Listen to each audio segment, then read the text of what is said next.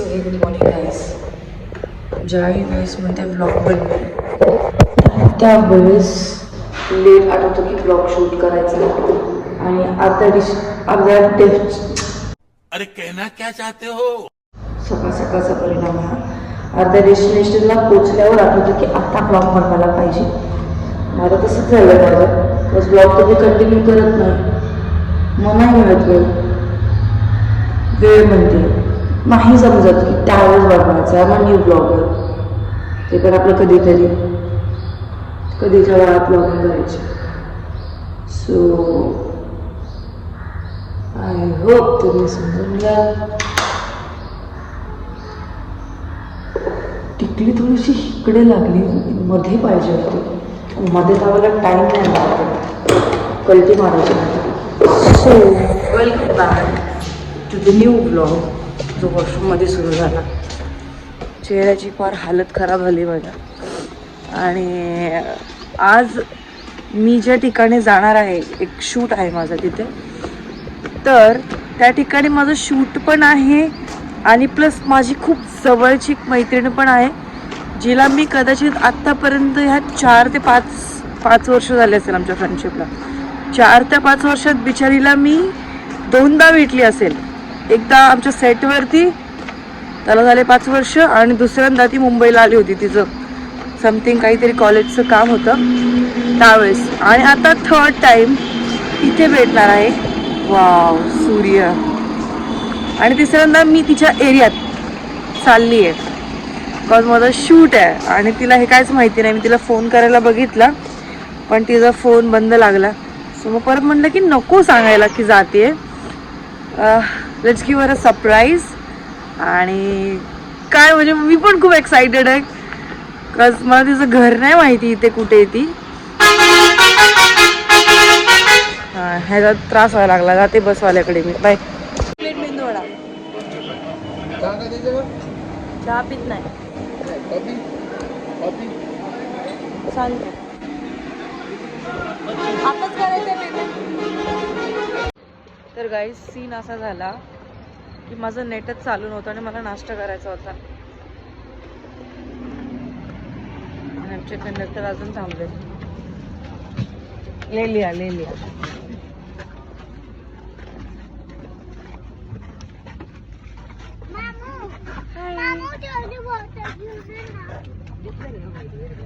आयला माझ्या पुढेच होते की तुम्ही.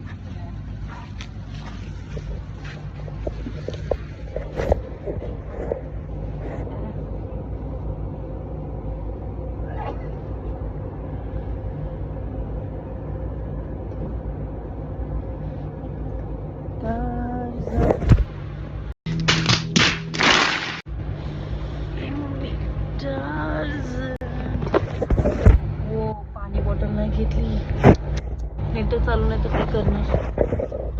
तर सीन असा झाला होता ना की मला करायचा होता नाश्ता, आणि नाश्ता करायचा असल्यामुळे म्हटलं ऑनलाईन पेमेंट करावं, पण ऑनलाईन पेमेंट नव्हतं होत. बराच टायमापासून ट्राय करते होतच नाही. म्हटलं आता झालं, नाश्ता नाही भेटत आपल्याला. पण इथे हॉटेल बळीराजा समथिंग, हॉटेल बळीराजा, इथे त्यांना म्हटलं की अहो पेमेंटच होत नाही, काय करू. इथे कारण तिथं नेटवर्कच नव्हतं ना. मग ते काय म्हणाले, ठीक आहे काय हरकत नाही, तुम्ही नाश्ता करून घ्या आणि रस्त्याला लागलात ना तर मला पेमेंट करा. मग त्यांच्या स्कॅनरचा स्क्रीनशॉट त्यांनी दिला मला. मी विचार करते, भेंडी आजकालच्या जमान्यात कोण करते एवढं सगळं. बात तो सही है. That's very impressing. माणसं म्हणजे अशी पाहिजे त्यात. अशा लोकांमुळेच कुठंतरी आपण ना इन्सानियत जिंदा आहे. पण आता तिला जे चॉकलेट्स आवडतात लक बाय चान्स ते इथे होते. हे बघ सोन्या तुझ्यासाठी चाललंय हे ब्लॉग. हे बघ. आणि मेंदूवडा आणलाय, पाण्याची बॉटल नाही आणली.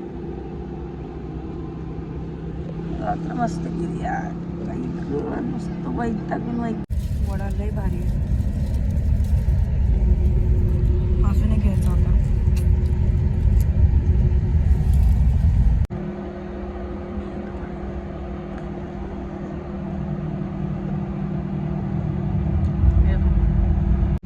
खात असल्यामुळे चमचा तुटला. बापरे, माझी प्रत्येक गोष्टीत फंबल मारते बोल, प्रत्येक गोष्टीत. अंकल 2 चमचे ह्याच्यामुळे दिलेत वाटते मला. देन फायनली आम्ही अमरावतीमध्ये पोहोचलो. खूप भयंकर गरम होत होतं, त्यात तोंडाचा अवतार खराब. तिथे प्रियांशू घ्यायला आल्यानंतर घेतले बॅग्स, कारण पिशव्या घेऊन जाऊ शकत नव्हते. आणि त्या मॅडम बाहेरच फिरत असतात ओळखू नये म्हणून. एक असा आतंकवादी सारखा लुक केलेला आहे, पण तो पण करता आला नाही कारण तो लगेच सुटला. फायनली प्रियांशूच्या घरी आल्यानंतरचा ब्लॉग कंटिन्यू बघा. हा बेकरार. आता तो वेळ आलेला आहे, कारण थोड्याच वेळात रॅली सुरू होईल. मे बी 6:30च्या दरम्यान ना rally.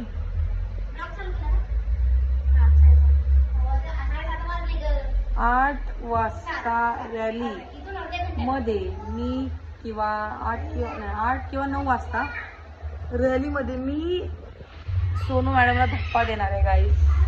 So I am very excited guys. 2 शब्द बोलायचे सोनूसाठी मला. हां, ताईबद्दल बोलायसाठी. तू सांगितलं नाही तिला मी आले तुझ्यापाशी. तिला सांगितलं नाही.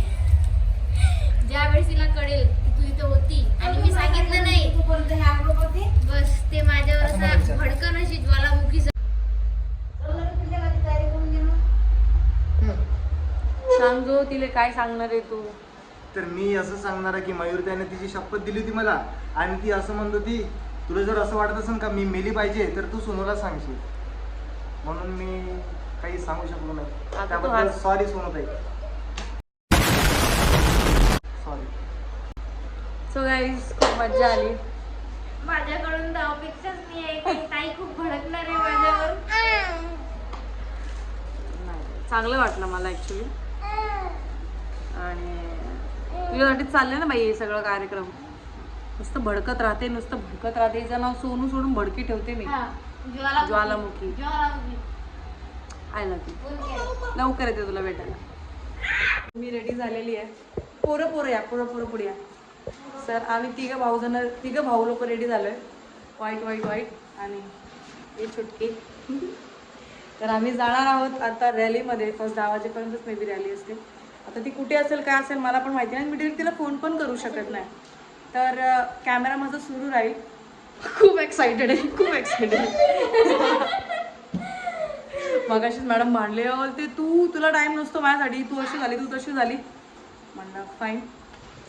शर्ट भारी वाटते मला, ढापले मी एकाचं ढापले मी शर्ट. मला पण सांगू दे ना, माझं हे जे शर्ट आहे. अरे बाय. तर आम्ही पुढे निगराणी करायला एक आमचा माणूस पाठवतोय. माणूस छोटा आहे स्कूटीपेक्षा, पण माणूस स्कूटी बरोबर चालवतोय. मला लाज वाटली पाहिजे, मला स्कूटी चालवता येत नाही. मला कधी येईल रे स्कूटी चालवता. मी आहे ना शिकवासाठी. काय माहिती तो दिवस कधी येईल जेव्हा मी माझ्या RX 100वर बसून फुल स्पीडने लॉंग ड्राईव्हला जाईल. कोणासोबत? साला हे दुःख काय खतम नाही होता बे. एकटी. कोण नाही माझ्यासोबत, एकटं काफी आपण. RX 100च्या मागं मला 108 नंबर असं डायल करून ॲम्ब्युलन्स घेऊन याच लागेल मागं. काय रे, गॅरंटी. आगे जा रहे हैं. आम्ही पुढे चाललेलो आहे. ताईला इन्फॉर्मेशन देईन ताई कुठे आहे बा म्हणून. ताई येतच आहे. ऐक Sonu. Bye bye bye. Phone करा. सो नेक्स्ट ब्लॉग कंटिन्यू करू आपण डायरेक्ट तिकडे.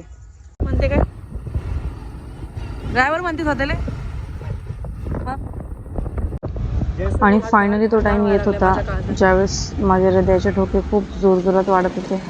समजत नव्हतं की असं ती कुठे भेटेल, कुठल्या कोपऱ्यात असेल किंवा नसेल. पण खूप एक्साइटेड होते मी, बिकॉज आम्ही 2 वर्षानंतर भेटत होतो. नंतर आम्ही गाडीवरून जशी उतरलो तशी लोकेशन शोधत होतो की ती नेमकं कुठे आहे. मग मला फायनली सेजलचा फोन आला की ती पुढच्या रॅलीमध्ये आहे. आम्ही पळत जाऊन रॅली शोधल्या, पण ती नव्हती. मधून ती त्याच्या पुढच्या रॅलीमध्ये होते. मग रस्त्यावरून चालताना माझ्या हृदयाचे डोके धाड धाड धाड धाड. मग फायनली पुढे घेत जात मला 100%ची माहिती मिळाली की ती तिथेच आहे. मग मला तर काही कंट्रोलच झालं नाही. एक्साइटमेंट लेवल पर ढगात. मग शोधत मॅडम फायनली मला दिसल्या.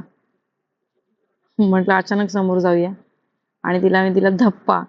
चक्क ती इतकी शॉक झाली होती आणि इतकी खुश होती की तिने इतकी घट्ट मिठी मारलेली, मला सुटतच नव्हती तिची माझी मिठी. आणि इव्हन मला पण वाटत नव्हतं की मी मिठी सोडावी. सगळे एक्साइटेड झाले होते. प्रतीक्षा तर तिच्याहूनही जास्त एक्साइटेड झाली होती. नंतर सेजल वाट बघत होती तिथे की सोनू तिला आता परत कधी ओरडेल. But that the moment guys, मला खूप भारी वाटलं.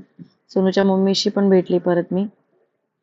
सोनूची फिलिंग आणि तिचे एक्सप्रेशन्स स्पीचलेस होते. खूप आम्ही दोघीही खूप खुश होतो. फायनली मी 1 वर्ष आधी तिला बोललेली की मी तिला असं काहीतरी धक्का देईल किंवा मी तुला सरप्राईज देईल. ते फायनली पूर्ण झालं. आणि या प्राइसलेस मोमेंट होता.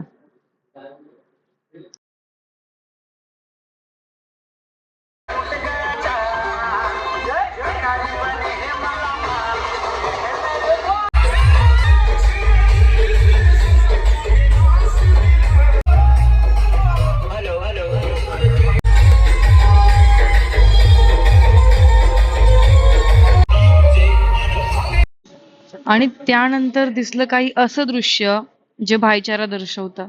खूप भारी वाटलेलं मला हा मोमेंट. मी म्हटलं कॅप्चर करावा. आपण म्हणतो की दुश्मनी, जातीभेद, हिंदू मुस्लिम, हिंदू महार असतात. काही खूप लोक चांगलेही असतात. पण प्रतीक्षाचा डान्स बाई कोणीच विसरू शकत नाही. असली भयंकर नाचत होती ती काल.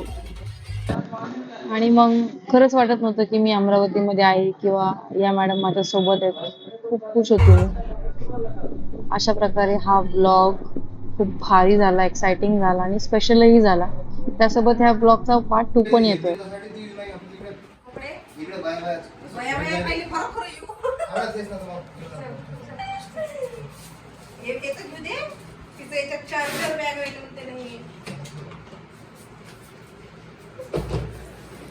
अरे अरे अरे अरे जाऊ दे रे.